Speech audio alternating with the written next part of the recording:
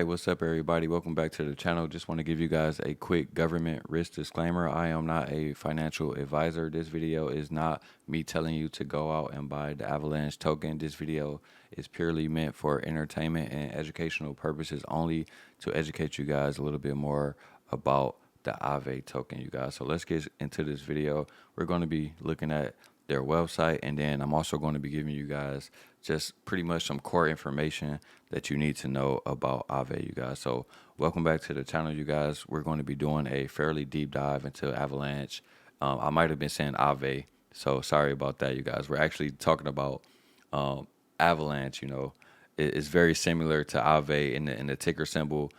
Avalanche is AVAX, Ave is AAVE. So I was getting a little tripped up there, you guys. So sorry about that. But we're actually going to be talking about Avalanche, right? One of the most innovative layer one blockchains in the crypto space, right? So it doesn't matter if you're a beginner, doesn't matter if you're a seasoned vet, right? There's going to be some important gems in this video. We're going to be talking about price action. We're going to be talking about price predictions, and then we're also going to be talking about use cases, all right? So Avalanche, right? How it works. Why it matters. So let's get into this video, you guys. So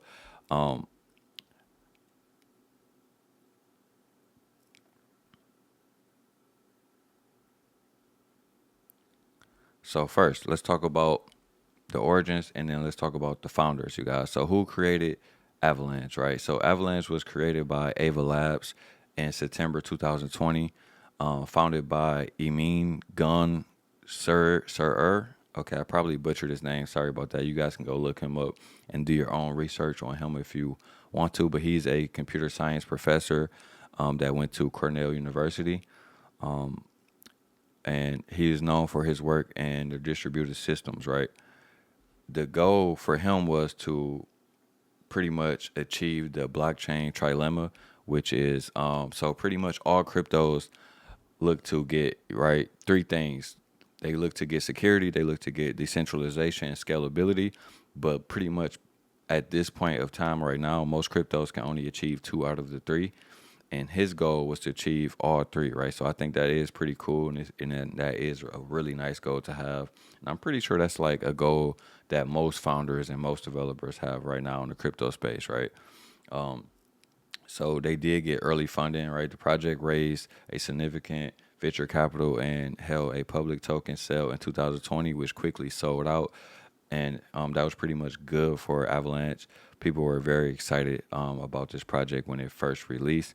Let's talk a little bit about the core technology, right? They run on a consensus mechanism, right, that uses a unique Avalanche consensus protocol, a family of protocols based on random sampling and repeated sub-sampling of validators, right? So instead of having every validator check every transaction, small random subset of validators repeatedly check transactions until a strong probabilistic agreement is reached, you guys. So the result of that is like pretty much really fast transaction times that take maybe 2 seconds, right? And they're very cheap, right? So let's talk about the tri-chain agriculture, right? Avalanche isn't just a blockchain. It's actually 3 interoperable chains, each with a specific role, right? The X chain, which handles asset creation and transfers. Think of it as Avalanche native payments layer, right? Then we got the C chain, which is compatible with Ethereum's virtual machine, right? The EVM. Developers can deploy Ethereum smart contracts here with little modification, right? Very important. Then we have the P chain, which is the platform chain that manages validators and the creation of subnets, right? So a subnet is a dynamic set of validators working together to achieve consensus on one or more blockchains.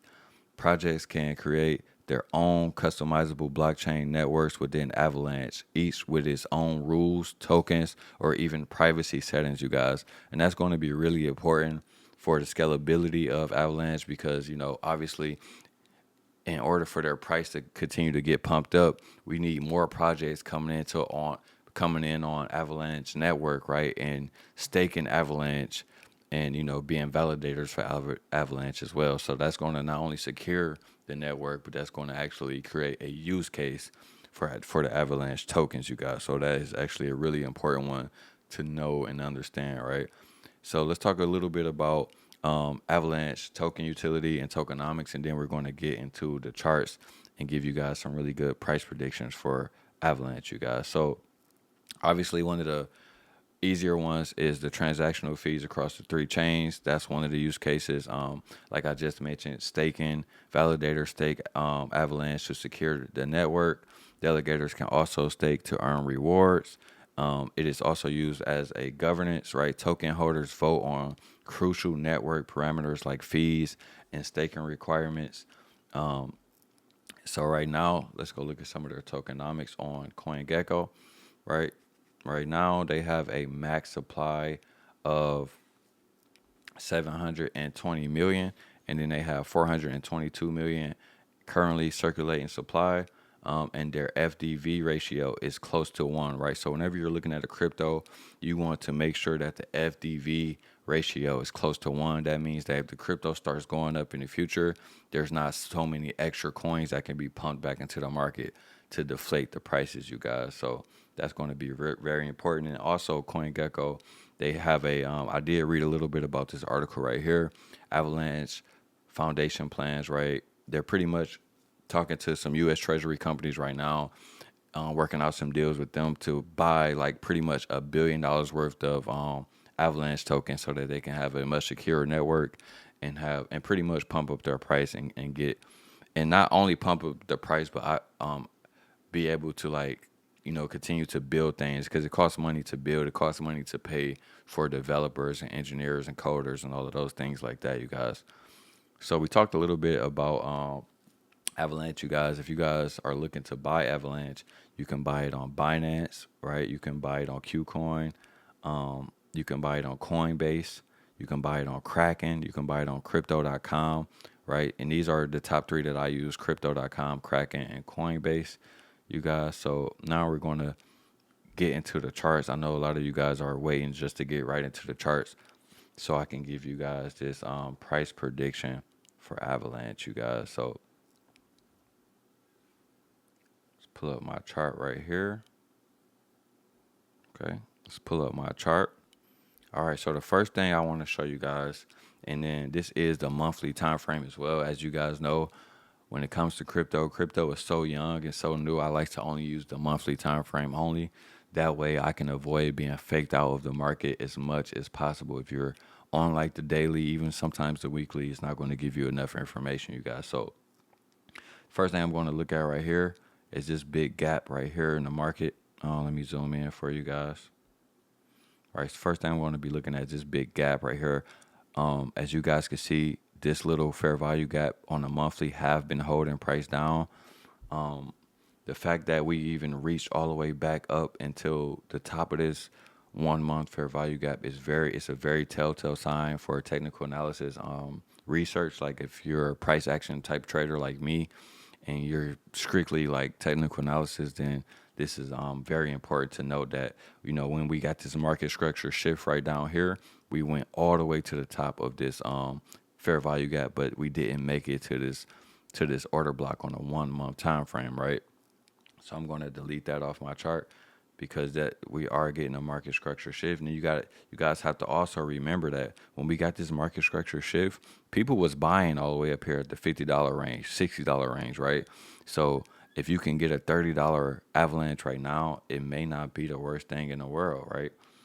Because it looks like this thing is really going to start popping up real soon as well, you guys. So, and then as you guys can see, like I said, when we got the break of structure on the 1 month time frame, right? Price did hold this. We hit the midpoint of this right here. Price did hold that, and then we're starting to come back up as well, you guys. So, and then if I drop to the weekly time frame, just want to show you guys on the weekly as well. We do have a potential breakaway gap right here, you guys. We do have a really nice potential breakaway gap. Why? Because this red candle and this red candle is going to act as a order block, and this should theoretically hold price up, right? So what I want to see right here is just like maybe one more pull back to the downside and then hold price up, and then we can possibly see I think the next level of interest is going to be this 1 month order block. So we could possibly see Avalanche going to the $100 range real soon. I don't know how soon, but I think obviously within the next year for sure we can see this thing go. And then last but not least, this is what I pretty much do to get my price predictions for you guys. I use my Fibonacci tool. If you guys want to check out my Fibonacci settings, here are they right here. If you guys want to quickly screenshot that right there, these are my Fibonacci settings right here. So pretty much what I did is I measured out this swing low to swing high, right? And that's going to give me, that's going to pretty much measure this entire range. And then everything up here is going to be like just one deviation of this range, right? So right here is where it's going to be one of my first targets that I'm looking for, which is at $122, right? Obviously, we got to get past this first, so maybe I should be looking for $92, but I'm hoping that, when it gets up here, I'm hoping that it can just break right on through. That's going to be on one of the best case scenarios. And then obviously, the next target I'm going to be looking for is $180.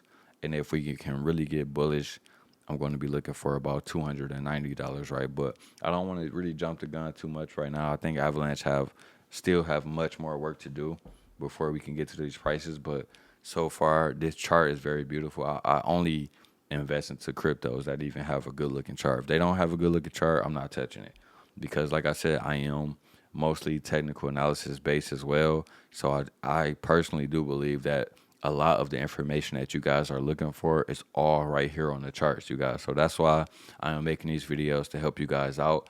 And I hope this video was pretty much informational for you guys. I hope that you was able to learn a little bit from this video, you guys. My goal for this video is 10 likes, you guys. 10 likes, that's all I want. I know you guys can hit that like button. Subscribe to the channel. We're going to be doing more price prediction videos on the cryptos. But like I said, you guys, I want to repeat this before I close out. Try to focus on mainly cryptos that is made in the United States for now, because I do think the U.S. is going to be one of the biggest countries that adopt crypto. Obviously, Trump said like he's going to make the U.S. the crypto capital of the world. So the reason why I'm saying this is just not because I'm like super patriotic. It's only because of like regulations, right? You got to think about the future. Here in America, we get a different president every 4 to 8 years. So you never really know who's going to come in and regulate things, right? So I do believe one of the next things that we're going to see is regulations for other cryptos that was made in other countries, right? So I do think that's going to be one of the top things. And the reason why I think that is because there's some very important information on the blockchain, right? The blockchain is going to be used to keep all type of data, right? Data that the government uses, data that we uses, and we don't want that falling into the wrong hands, right? So I do think they're going to crack down on cryptos that are not really made in the U.S., you guys. So luckily, Avalanche is made in the U.S., so you guys, like I said, do your own research. Don't be lazy on that part. And ultimately, try to get in at a good price. That's one of the most important things, right?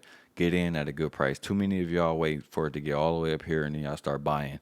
You want to be buying when it was down here. Think about this, you guys. It was just at $15 in June. Like literally, it was. So we have already doubled in 3 months. So just think about that, right?